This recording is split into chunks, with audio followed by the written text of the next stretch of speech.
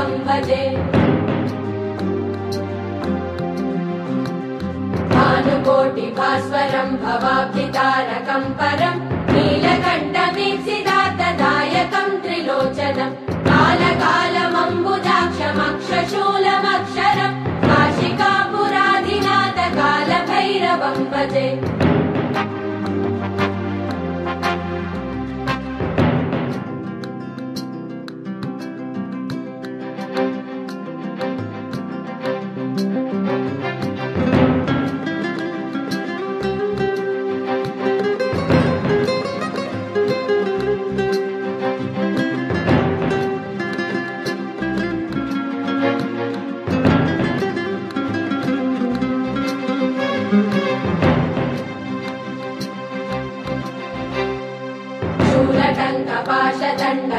शूलटङ्कपाशदण्डपाणिवादिकारणं श्यामकायमादिदेवमक्षरं निरामयं भीमविक्रमं प्रभुं विचित्रताण्डवप्रियं काशिकापुराधिनाथ कालभैरवं भजे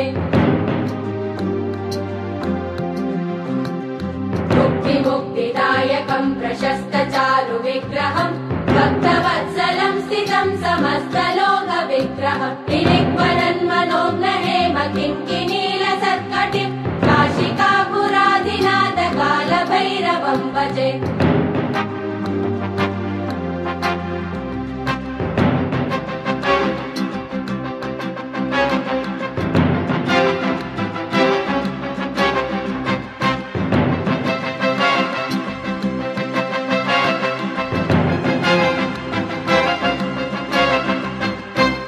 धर्मसेतुपालकं त्वधर्ममार्गनाशकं कर्मपाशमोचकं सुशर्मदायकं विभुं स्वर्णवर्णशेषपाशशोभिताङ्गमण्डलं काशिकापुराधिनाथ कालभैरवं भजे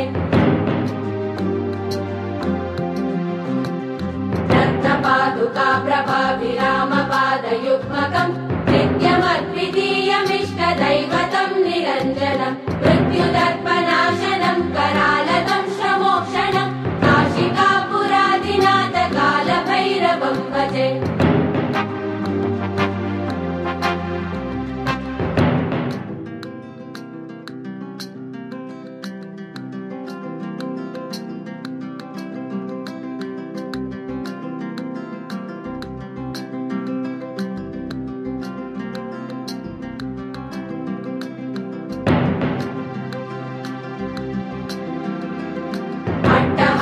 भिन्न पद्मजाण्डकोश सन्तति दृष्टिपातनष्टपापजालमुग्रशासनम् अष्टसिद्धिदायकं कपालमालिकन्दरं काशिकापुराधिनाथ कालभैरवं भजे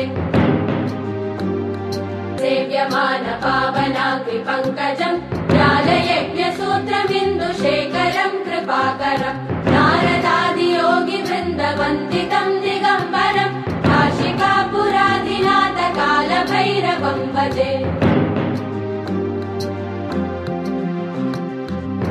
भानुकोटिभास्वरं भवाब्धितारकं परं नीलकण्ठमीप्सितार्थदायकं त्रिलोचनं कालकालमम्बुजाक्षमक्षशूलमक्षरं काशिकापुराधिनाथ कालभैरवं भजे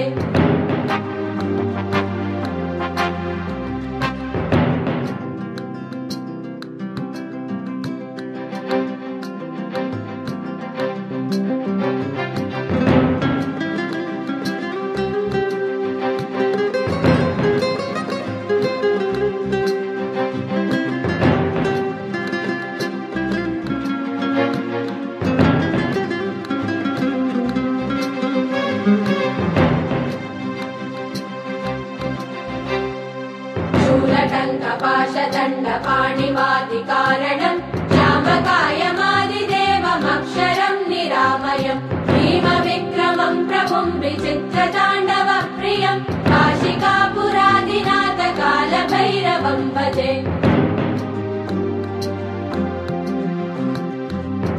मुक्तिदायकं प्रशस्तचारुविग्रहं भक्तवत्सलं स्थितं समस्तलोकविग्रहं किङ्किणीलसत्कटिं काशिकापुराधिनाथ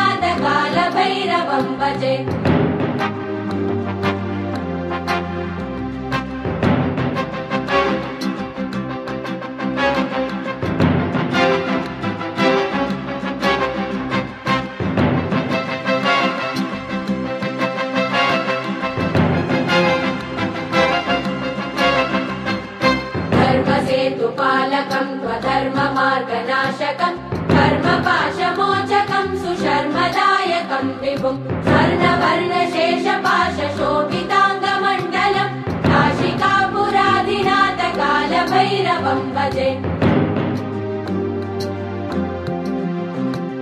रत्नपादुका प्रभाविरामपादयुग्मकम् नित्यमद्वितीयमिष्टदैवतं निरञ्जनम् मृत्युदर्पनाशनम् करालदं शमोक्षणम् काशिकापुरादिनाथ कालभैरवं भजे